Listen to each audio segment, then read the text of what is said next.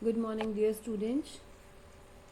I hope you all are fit and fine and you all are enjoying your studies.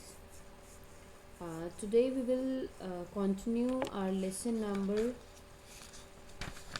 It's lesson number 9, working with queries, forms, and reports. Right? In earlier video, we recorded tables and queries. Right? So today we will discuss about forms and reports. Right? As we all know how to create a table and how to generate query on a table and data of a table, right? So today I'll tell you how to create a form and how to generate reports, right? So basically, what is a form? Form is actually an interface using which we can enter data into the database. Nowadays we are filling online forms. That form is in the that form is basically a form, online form which fill is the form through which we can enter data, and that data is saved in the database, right? So we can add our information and even we can update the record, right? We can change our phone number or whatever the updations we need. We can uh, make changes in the form, right? Now how to create form? When you will click on this form option, you will find two options. One is create form in design view, and second is use wizard to create form. For now we will use wizard option, right? When you double click on the wizard option, you will find list of steps which we have to follow to create a form using wizard, right? So the first step is field selection, right? In this first step, the very first thing is you have to choose a table or a query. As we don't have any query in this and we have list of 4 tables, I want to choose students detail. When I'll click on this, I'll find the available fields which are available in this table, right? Those fields which I want to add in my form, I can click on those field and click on this forward arrow, right? And you will move these fields into the next field, right? Selected field. Or we can select all the fields all together by clicking on this option, right? Or if I want to choose some of the field, in that case click on the field and move forward. Suppose this one, move forward like this, right? So we want to move all the fields like this, we can move, right? Then click on next. Second is set up a sub form. Sub form is actually a form which we can insert within a form, right? किसी form के अंदर एक और form को डालना is that is सब form where we can show relationship, one to many relationship, right? And if we don't want to add any sub form, in that case step number 3 and 4 will be skipped and we will directly move to step number 5.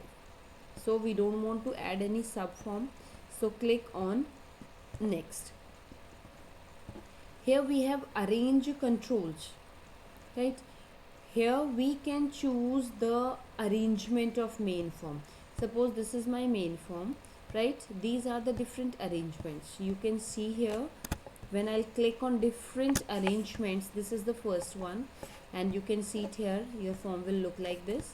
Then this is second one, this is third one, and this is fourth one. You can choose according to your choice. Suppose I want to use this one, right? So I have choose this one, then click on next. This is for subform, we are not using subform, so it will be it is not activated actually. Okay. Okay, when we will click on this, after choosing the arrangement, we will click on next, right? Okay, here we have to select the data entry mode, right? The first one is form is to be used for entering new data only. Existing data will not be displayed. This is a condition we can choose according to our choice. Suppose we are entering, we want the applicants to fill the form. In that case, we don't want to show existing data to anyone. In that case, we can choose this one. Otherwise, if we want to display all the data, we can choose this one.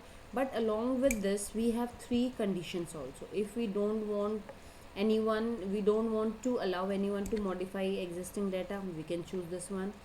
We don't allow deletion of an existing data, do not allow addition of new data, we can choose these options, right? But for now we are creating form for ourselves, and we want to view the complete data, existing data, plus we want to add new data also. We can do the modification, we can do the deletion, we can do the addition.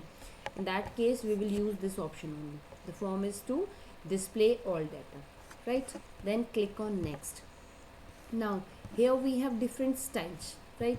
You can see these are the color combinations you can use, right?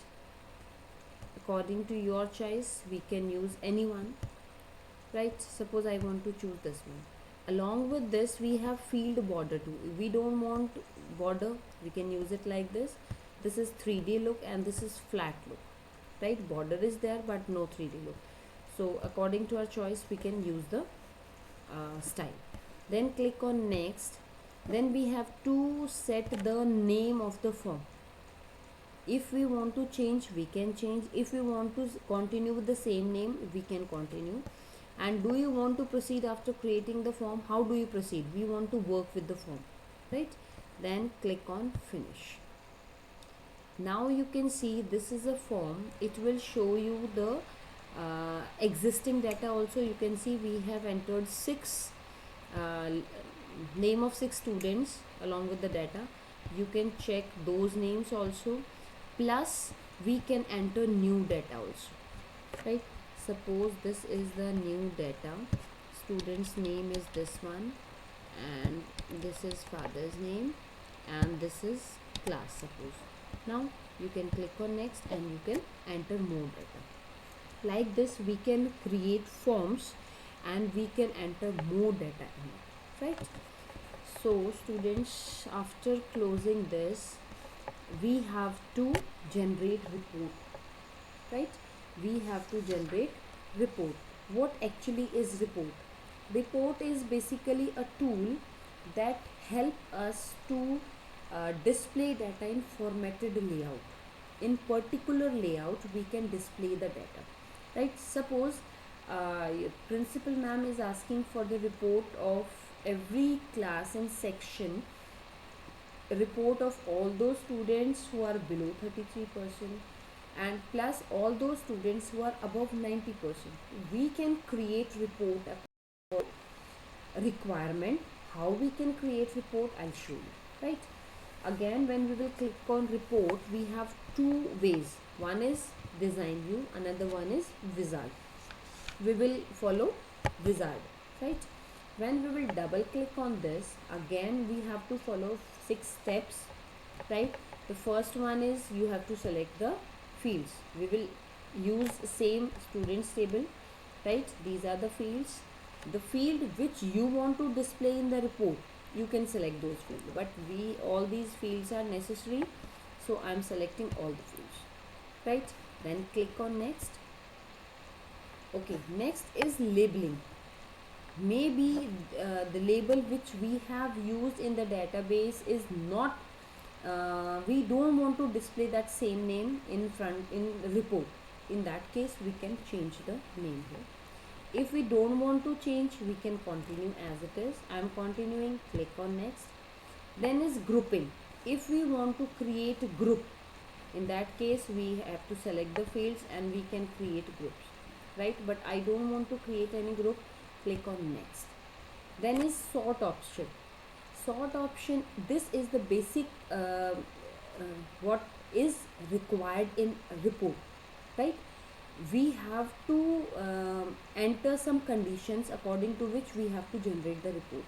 Suppose someone is asking, give me the report of students whose admission number, list of students admission number in descending order, right? or we can okay, fine. Then second condition is father's name, right, which should be in descending order, like this three then bys means we can sort data in different layers, right. First admission number will be in descending order, after that father's number will be in descending order, something like this. It is basically used when suppose we have two or more than two students having same name, right. In that case, when three students having same name, how to sort the data? In that case we can use father's name, right. We can use their father's name in ascending order. In that case we can use sort by, then by in different levels, right.